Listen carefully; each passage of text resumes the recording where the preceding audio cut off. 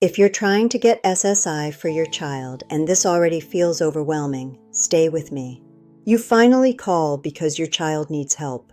You wait forever. You tell the story again.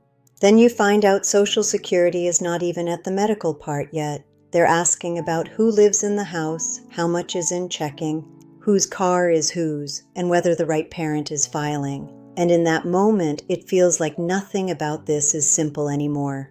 Here is where families get stuck. They think, my child has autism, my child has an IEP, my child is struggling every day. So why is SSA asking me about wages and bank accounts?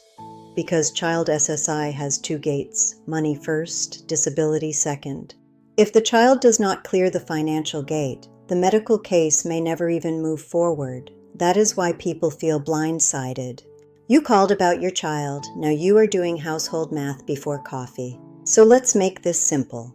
If you want to know whether a child SSI claim can move, ask these questions in this order. 1. Who lives in the home right now? 2. What income is coming in? 3. What resources count on the first day of the month? 4. If the child clears that part, what school and medical proof shows how serious the condition really is?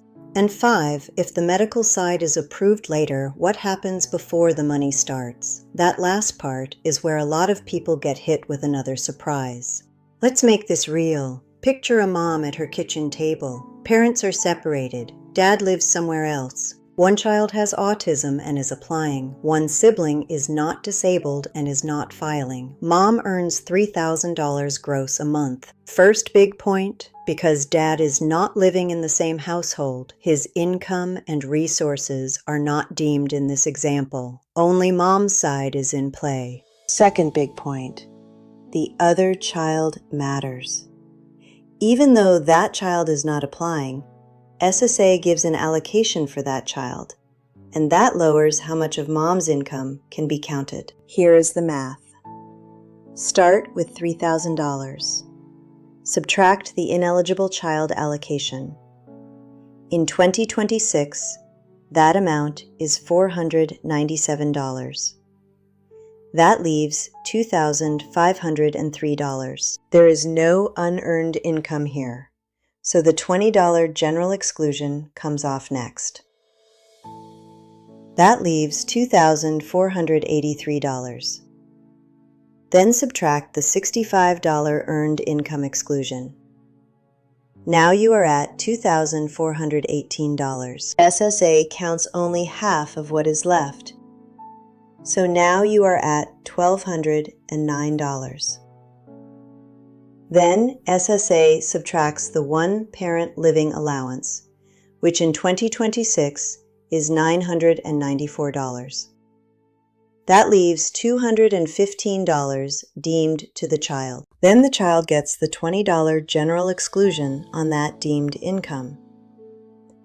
Now the child's countable income is $195, and $994 minus $195 equals $799. So on income, this child passes. Now resources. One car used for transportation is excluded no matter what it is worth. So the $20,000 car is out. The second car at $2,100 counts. If mom's checking and savings only total $1,500, the child is actually still under the resource limit in a one-parent home. That leaves $1,600 deemed to the child. That is under the child's $2,000 limit. So to create the over-the-limit month, the bank total has to be above $1,900. In our teaching month, we'll use $2,500 in the bank. That makes the child over the limit for that month. If the balances are down to $1,500 by the first day of next month, then the resource side works. That is a real relief point. If the child clears income and resources, that does not mean the case is approved. Now the child still has to prove disability under the child standard. SSA is looking for a condition that causes marked and severe functional limitations and is expected to last at least 12 months. This is why school proof matters so much. If your child has an IEP, special education services, school testing, therapy records, medication lists, teacher names and doctor names, that is not busy work. That is the case. SSA asks for school and medical contacts in the Child Disability Report, and they use the SSA 827 to get records.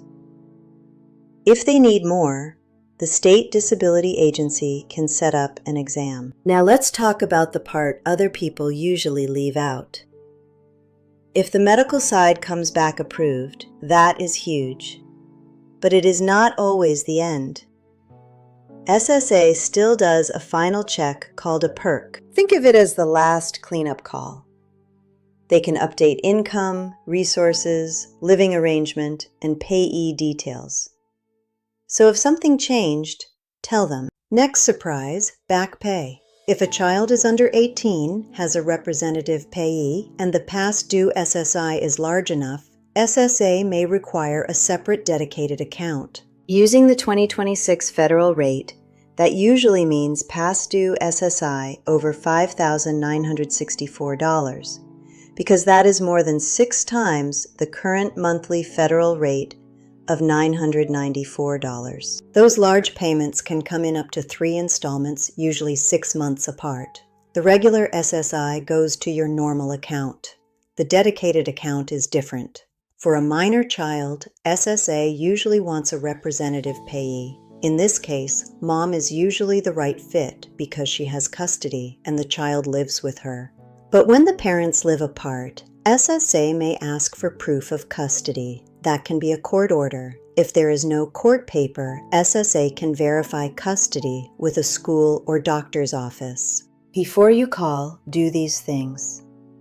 First, make one clean list of household info, income, bank balances, and vehicles.